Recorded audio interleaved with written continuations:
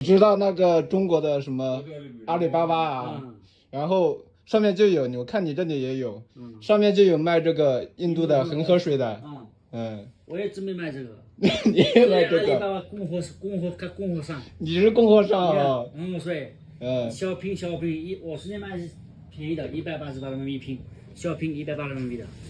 恒河水一小瓶180，那种小瓶吗？那种小瓶。贵的，这个是500人民币的。总有人会买啊。恒河水最干净的水，这个全世界。不是干净，它是叫什么神圣？对，有生的水是干净的。可以，牛。